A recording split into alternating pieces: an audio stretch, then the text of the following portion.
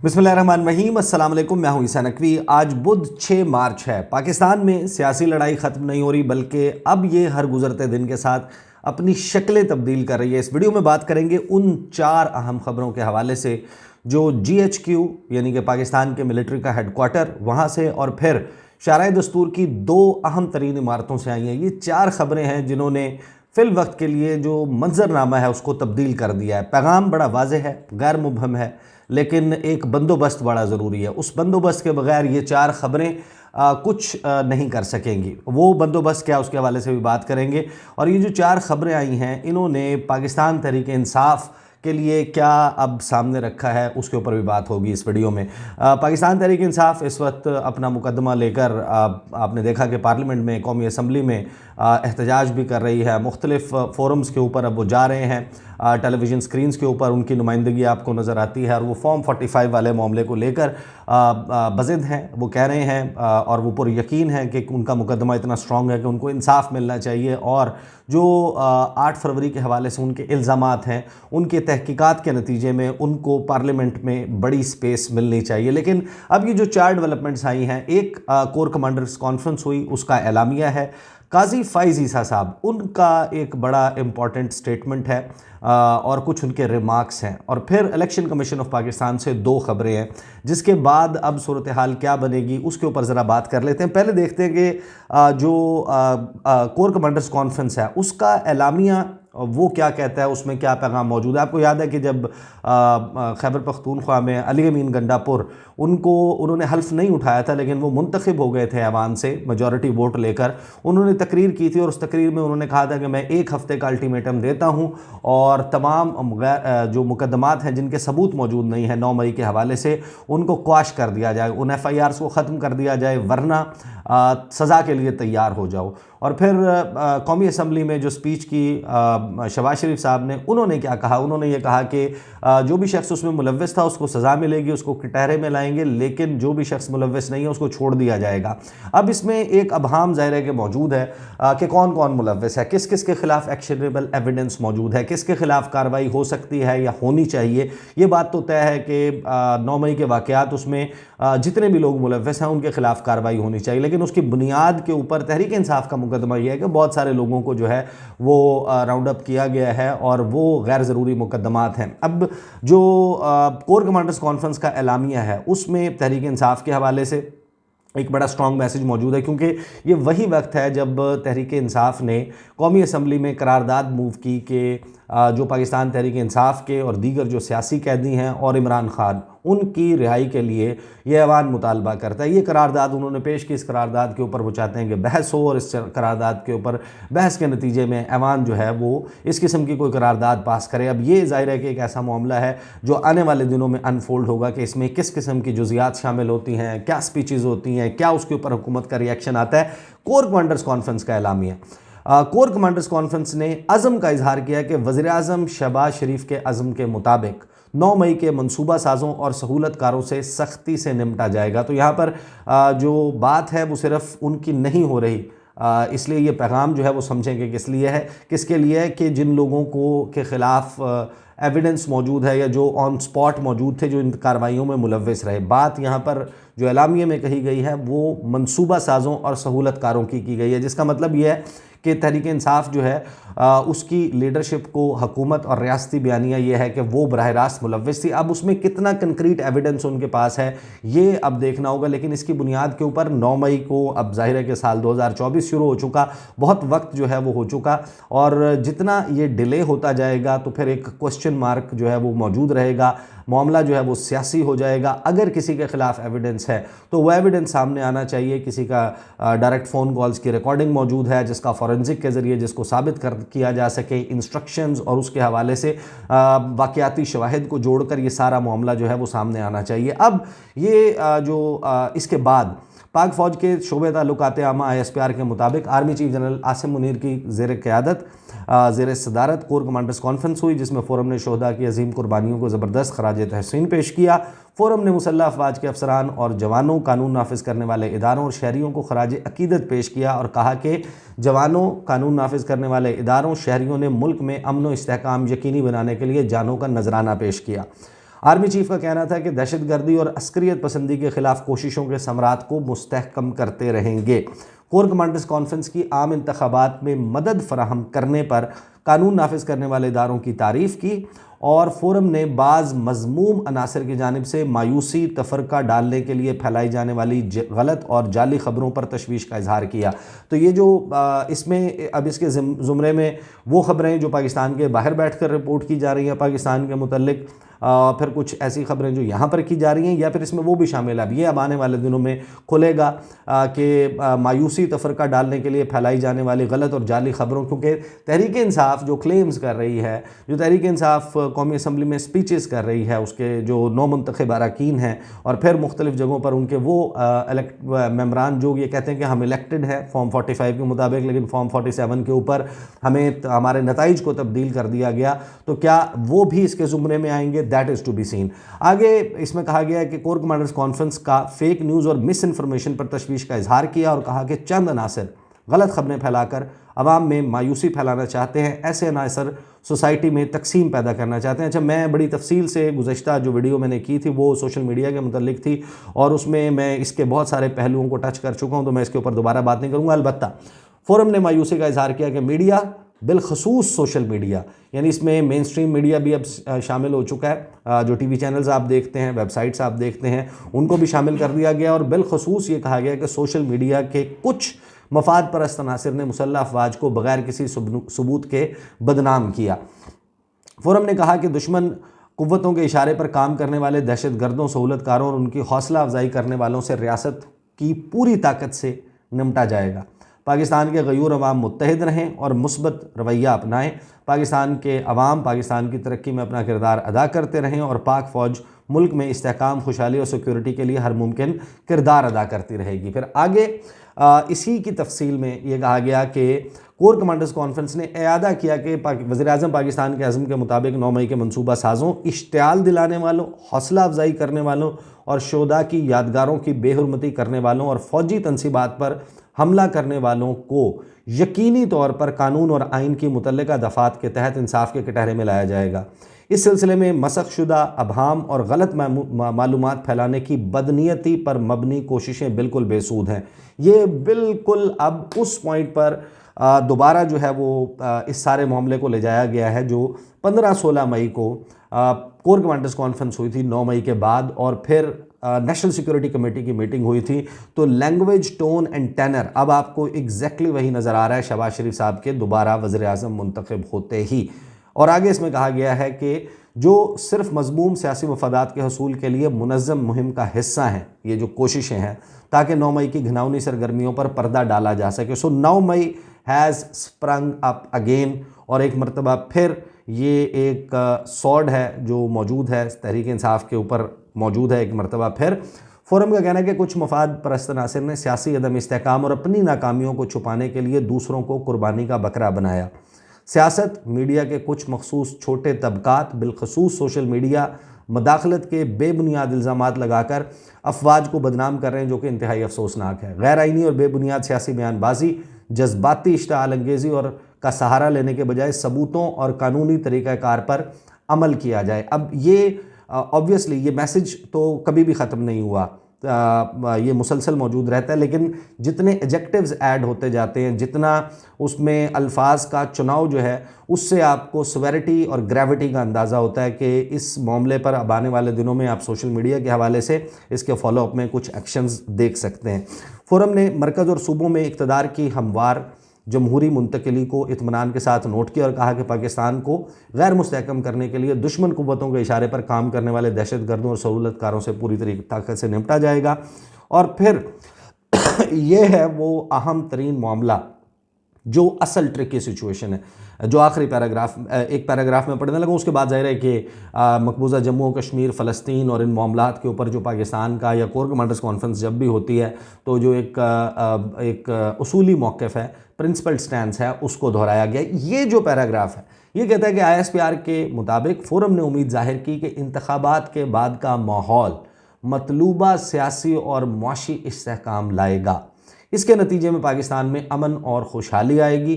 Forum पुख्ता यकीन रखता है कि जमहूरी इस्तेहकाम ही मुल्क की तरक्की का रास्ता है और अस्करी क़यादत चैलेंजेस और ख़तरात से पूरी तरह बाखबर है। अब इस्तेहकाम जो है वो 8 फरवरी के बाद आता हुआ नज़र नहीं आया, अभी तक नहीं आया। अब इस सिचुएशन के बाद तहरीक इंसाफ ने, आपको पता है कि कॉल दी हुई है एक एहतजाज की, और जो पार्लियामेंट में हो रहा है, कौमी असम्बली में खैबर पख्तूनख्वा से जो ख़बरें आ रही हैं, जो पंजाब असम्बली में हो रहा है, तो ये मामला ऐसा है कि जिसकी वजह से सियासी अदम इस्तेहकाम तो रहेगा। तो अब अदम इस्तेहकाम को ख़त्म करने के लिए और इंश्योर करने के लिए बहरहाल इस वक्त जो 3 बहुत ही अहम फोरम्स हैं, पाकिस्तान की फ़ौज है उसकी, और सुप्रीम कोर्ट और इलेक्शन कमीशन से जो मैसेजिंग हो रही है, वो मैसेजिंग बड़ी इंपॉर्टेंट है, and that is actually changing the whole scenario. इसमें तहरीक इंसाफ क्या करेगी, once again that is going to be seen. अब आ जाते हैं सुप्रीम कोर्ट पर। सुप्रीम कोर्ट ने क्या कहा है? अवाम की नज़रें सुप्रीम कोर्ट के बजाय पार्लियामान की जानिब होनी चाहिए। अच्छा, ये इस तनाजुर में नहीं है, लेकिन मैं इसको रीड थ्रू करता हूँ तो आपको अंदाज़ा हो जाएगा कि एक केस में रिमार्क्स मिलते जुलते पार्लियामेंट के हवाले से। ये पार्लियामेंट जो मुंतखब होकर आई है, जिसके ऊपर तहरीक इंसाफ का मौक़िफ़ है, इंटरनेशनल मीडिया, लोकल मीडिया पे बहुत सारे लोग आपने देखा होगा जो मुबस्सरीन हैं, वो उसके बाद जिन्होंने इलेक्शन को ऑब्ज़र्व किया, मसलन फाफिन, पेल्डाट, जो आपकी वो है पतन कोलिशन ऑफ 38, फिर मुख्तलिफ ममालिक, उनकी हुकूमतें, उन्होंने इस पार्लियामेंट के हवाले से ये जो वोट का प्रोसेस हुआ इसके ऊपर अपने शकूक का इजहार किया है, तहकीकात का मुतालबा किया है। और PTI ये कह रही है कि ये फॉर्म 47 वाली पार्लियामेंट है, फॉर्म 45 वाली पार्लियामेंट नहीं है। तो इस पार्लियामेंट के हवाले से जो गुफ्तगू चीफ जस्टिस काजी फाइज़ साहब ने की है, जिसका मतलब यह है कि वो इसको मुकम्मल इज़्ज़त, तकरीम और तकदीस, इसका तकद्दुस, इसके हवाले से वो बात कर रहे हैं। जो एक आपको मालूम है कि सरदार तारिक मसूद साहब रिटायर हो रहे हैं, तो उनके एजाज़ में इशाइये चल रहे हैं। पाकिस्तान बार काउंसिल ने इशाइया दिया। चीफ जस्टिस ऑफ पाकिस्तान काजी फाइज़ साहब ने कहा कि अवाम की नज़रें सुप्रीम कोर्ट के बजाय पार्लियामान की जानिब होनी चाहिए, अवाम के नुमाइंदों के फ़ैसले पायदार होते हैं। तो ये इस पार्लियामेंट जो इस वक्त इलेक्टेड पार्लियामेंट मौजूद है, जाहिर है कि उसी की तरफ, उसी की बात कर रहे हैं, और तो कोई पार्लियामेंट नहीं है। तो इस पार्लियामेंट के हवाले से जो शकूक हैं उनको इनकी गुफ्तगू है उसमें आप समझें कि एंटरटेन नहीं किया गया। साथ ही उन्होंने कहा कि चीफ जस्टिस ने इख्तियारात पार्लियामेंट को दे दिए हैं। जो एहसन भून है, उन्होंने कहा पार्लियामेंट के कानून को हमेशा सराहना चाहिए अगर वो आइन और बुनियादी हकूक़ से मुतसादिम ना हो। अब बड़े गहरे सवालात हैं, बहुत सारे फ़ैसले जो सुप्रीम कोर्ट से भी आए उनके ऊपर भी, और पार्लियामेंट ने भी जो किया उसमें भी एक स्ट्रॉन्ग ओपिनियन बहुत सारे लोगों का मौजूद है कि शायद उसमें बहुत सारी ऐसी चीज़ें हैं जो पाकिस्तान के आइन से मुताबिकत नहीं रखती, या उनकी एक डिफरेंट तशरीह है, या उसके ऊपर मज़ीद एक्सप्लेनेशन सुप्रीम कोर्ट से आनी चाहिए थी। अब आ जाते हैं उन 2 इमारतों की तरफ, उस आखिरी इमारत की तरफ बल्कि जो शहर दस्तूर पर मौजूद है और इलेक्शन को कंडक्ट करवा रही थी, वो है इलेक्शन कमीशन ऑफ पाकिस्तान। 2 बड़ी डेवलपमेंट्स और उनकी पर जुज़वी ख़बरें हैं। एक है जो फॉर्म 45 है, पाकिस्तान के कानून के मुताबिक जो इलेक्शन एक्ट 2017 उसकी ग़ालिबन 90 या 91 नंबर सेक्शन है, उसके मुताबिक उन्हें हर सूरत में कानून के मुताबिक 14 दिन में फॉर्म 45 और जितने ये जो फॉर्म और इलेक्शन रिलेटेड डेटा है इसको अपनी वेबसाइट के ऊपर शाया करना होता है, पब्लिश करना होता है, अपलोड करना होता है। वो 22 तारीख बनती थी, 22 फरवरी तक तो ये काम नहीं हुआ था। डिले के साथ फॉर्म 45 जो है वो अपलोड किए गए। फॉर्म 45 इंटरेस्टिंगली पाकिस्तान तहरीक इंसाफ और फिर बहुत सारे लोग जो पहले फॉर्म 45 लेकर आए थे वो कहते हैं कि हमारे फॉर्म 45 डिफरेंट हैं। ये डिफरेंट फॉर्म 45 जो है वो कोई इंक रिमूवर वाला वज़ीर आज़म बनाने के लिए, कि ये इंक रिमूवर से बना हुआ प्राइम मिनिस्टर सामने रखने के लिए ये लाए गए हैं, ये अब उनका इल्ज़ाम है।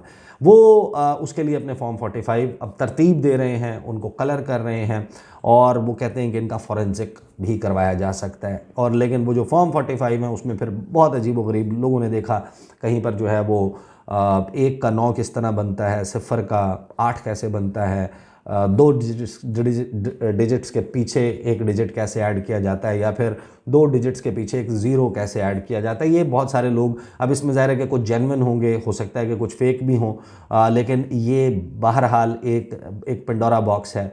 फॉर्म 45 तहरीक इंसाफ और तहरीक इंसाफ के साथ मज़ीद बहुत सारे लोग, तहरीक लब्बैक है फॉर एग्ज़ाम्पल, जमात इस्लामी है फॉर एग्ज़ाम्पल, कुछ और आज़ाद उम्मीदवार हैं जैसे इस्लामाबाद से मुस्तफ़ा नवाज़ खोखर, वो 2 हलकों से लड़ रहे थे।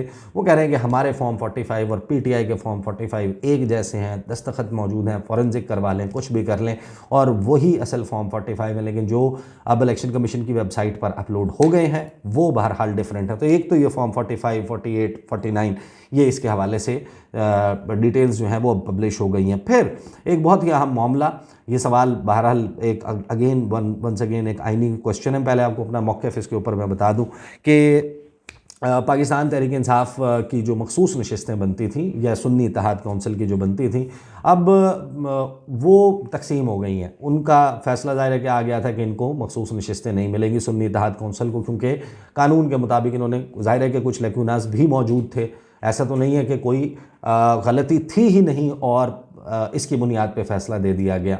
लेकिन जब आप इसको ब्रॉडर पिक्चर में देखते हैं, पाकिस्तान का आइन है, आइन के तहत, आइन की रूह के तहत ये सब कुछ चलता है। ये जो पाकिस्तान के में मखसूस नशिस्तें हैं ख़वातीन की, ये क्यों दी जाती हैं? कभी ये सवाल आप ख़ुद से करें तो आपको इसका, ये जो सब कुछ हुआ है इसका जवाब आपको मिल जाएगा कि क्या ये आइन की तशरीह के मुताबिक है ये सब कुछ। ये कॉमन सेंस की बात है, इसके लिए कोई आपको रॉकेट साइंस नहीं चाहिए, कोई आपको न्यूक्लियर साइंस में न्यूक्लियर साइंटिस्ट होने की ज़रूरत नहीं है, ना ही स्पेस टेक्नोलॉजी का आपको पता होना ज़रूरी है। ये ख़वातीन की तादाद जो है वो तकरीबन निस्फ़ है पाकिस्तान की आबादी की, 24 करोड़ में से 12 करोड़ ख़वातीन है। 12 करोड़ ख़वातीन जो हैं हमारे माशरे में, ख़वातीन को आगे बढ़ने के मौक़े उस तरीके से नहीं मिलते। तो ज़ाहिर है कि वो फिर एक ट्रेडिशन है, एक सकाफ़त है, बहुत सारे मामलात हैं, तो उनके लिए कुछ जगहों पर कोटे मुख्तस किए गए हैं। यानी कि पहले तो तमाम सियासी जमातों को ये कहा गया है कि आपने जो सेक्शन 206 है इलेक्शन एक्ट 2017 का, उसके मुताबिक 5% ख़वातीन को जनरल नशिस्तों के ऊपर इंतखाबात लड़वाने, 100 कैंडिडेट दिए हैं, 5 जनरल नशिस्तों की ख़वातीन कैंडिडेट्स होनी चाहिए।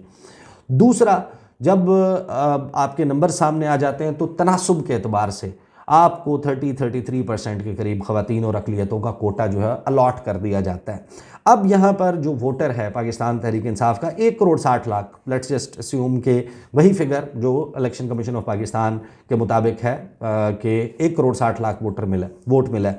अब 1 करोड़ 60 लाख में से लेट्स जस्ट से कि निस्फ आबादी के हिसाब से 80 लाख ख़वातीन ने वोट डाला, तो वो जो 80 लाख ख़वातीन थीं उन्होंने पीपल्स पार्टी को वोट नहीं दिया, नून लीग को वोट नहीं दिया, JUIF को वोट नहीं दिया, MQM को वोट नहीं दिया, इनमें से किसी जमातों को नहीं। उन्होंने दिया था उन आज़ाद उम्मीदवारों को जो इमरान खान के नाम पे इलेक्शन लड़ रहे थे। तो उनकी अल्टीमेट चॉइस, उनकी नुमाइंदगी वो ख़वातीन हैं जो उनके रिज़र्व कोटा के मुताबिक थी।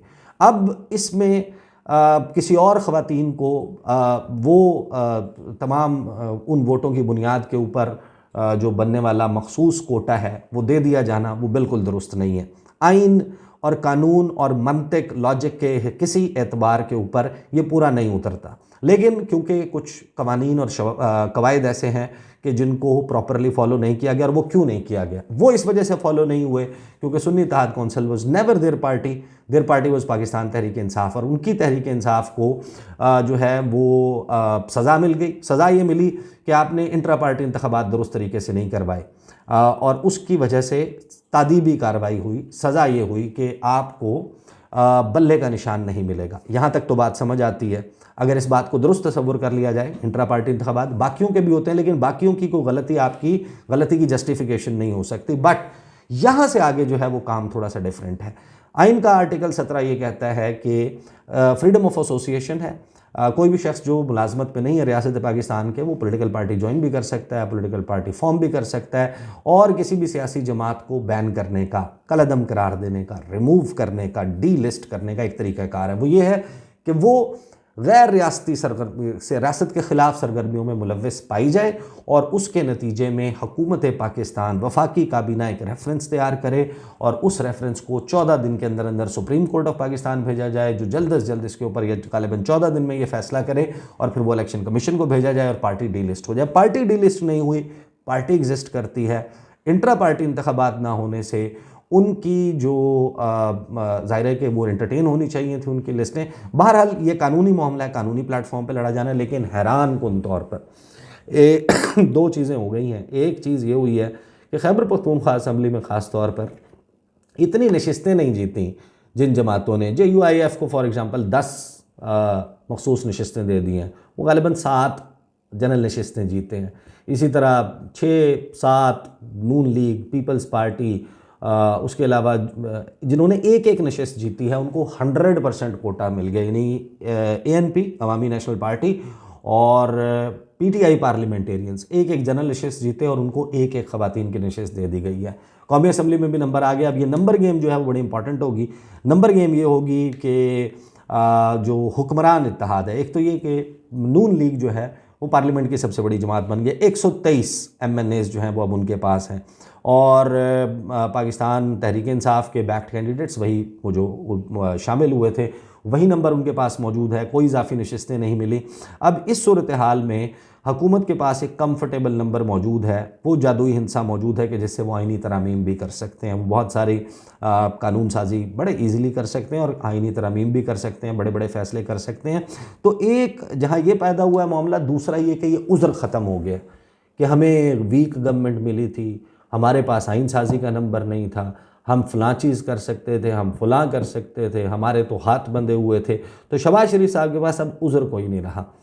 ये जो इस वक्त कोalition फॉर्म हुई है, इनके पास हर काम करने का नंबर भी मौजूद है, इनके पास इदारों की बैकिंग भी मौजूद है, सब कुछ है। खुदारा अब वो वक्त है कि अब if you fail this time around, ये तो आपको 8 फरवरी को तो कुछ भी नहीं नज़र आया, जो आगे नज़र आएगा, जो असल मसला है वो ये कि मौशी इस्तेहकाम आएगा क्या। इस सारी सिचुएशन के बाद तहरीक इंसाफ जहाँ है जैसे है कि बुनियाद पे बैठ जाएगी, इसी तरह आगे चलेगी, या फिर वो एजिटेट करेंगे। अगर वो ये करेंगे तो फिर उस सूरत में ज़ाहिर है कि अदम इस्तेहकाम की सूरत में इन्वेस्टमेंट आना, पैसे अट्रैक्ट करना, मुल्की मामलात को चलाना, क्योंकि एक बात तय है, आप इस मुल्क में हुकूमत सिर्फ एक सूरत में चला सकते हैं, अगर आप मईशत चला सकते हैं, और मईशत नहीं चला सकते तो फिर हुकूमत घसीट सकते हैं, मुसल्लत रह सकते हैं। जिसको कंफर्टेबली हुकूमत चलाना है, आवाम के मसाइल हल करना है, वो आप कभी भी नहीं कर पाएंगे। अब तक के लिए इतना ही, मुझे इजाज़त दीजिए।